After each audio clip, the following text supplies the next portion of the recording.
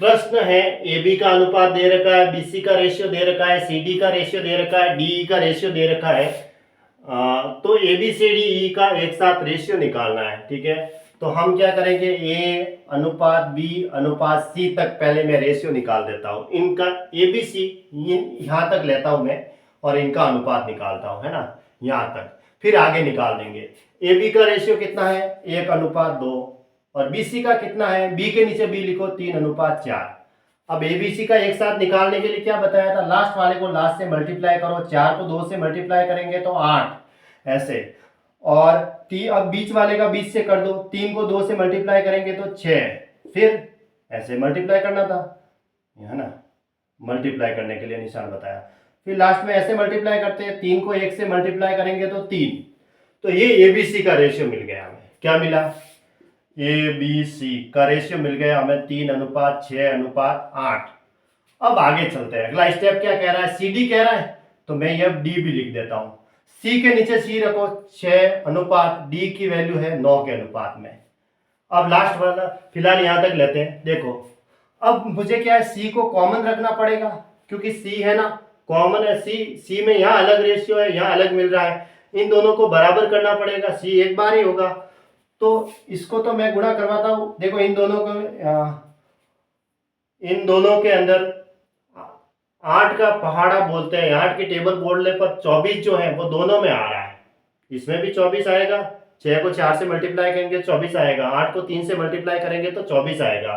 तो स्टार्टिंग में 24 आ रहा है, तो 3 से मल्टीप्लाई करूंगा और इसको मैं 4 से मल्टीप्लाई करूंगा, तब यहाँ पे भी चॉइस बन जाएगा, यहाँ से भी चॉइस बन जाएगा।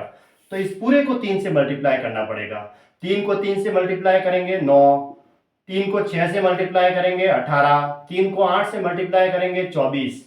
अब इस 4 को इससे करूंगा तभी तो कॉमन होगा। 4 को 6 से मल्टीप्लाई करेंगे तो 24, अनुपात 4 को 9 से मल्टीप्लाई करेंगे तो 36।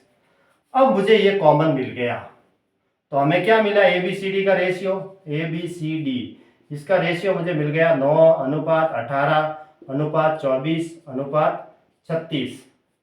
अब यहां तक पहुंच गए। अब आगे क्या बचा, सिर्फ ई डी ई के बीच में। डी ई का रेशियो दे रखा है 12:13, तो डी के नीचे मैं 12 लिखूंगा और ई के नीचे 13, ऐसे लिखना है। अब डी वापस 2 बार वैल्यू दे रखी है, इसको एक ही बनाना है कॉमन। तो देखो 36 बड़ी संख्या है, तो 12 का टेबल में 36 है वो आता है यूं, तो इसको मैं 3 से गुणा करूंगा ताकि ये कॉमन बन जाएगा। यहाँ पे भी 36 बन जाएगा और यहाँ पे भी 36। इसको तो मल्टीप्लाई करने की जरूरत ही नहीं है, क्योंकि 36 तो है ऑलरेडी। इसको मल्टीप्लाई करूंगा तो यहाँ मुझे 36 मिल जाएगा। तो देखो 9:18:24:36, ठीक है।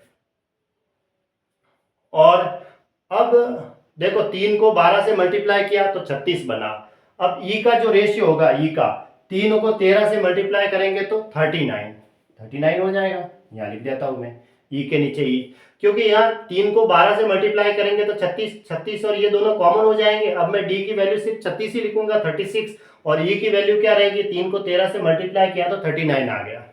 ये ए बी सी डी ई का रेशियो यहाँ तक पहुंच गए। अब 3 से कट रहा है, 3 3 9, 6 3 18 और 8 3 24, और ये 12 बार गया और ये 13 बार गया। तो ऐसे मुझे ए बी सी डी ई का रेशियो मिल गया 3 6 8 12 13 के अनुपात में। यानी कि कौन सा आंसर सही होगा, ऑप्शन है वो मुझे डी है, वो राइट आंसर है इसका।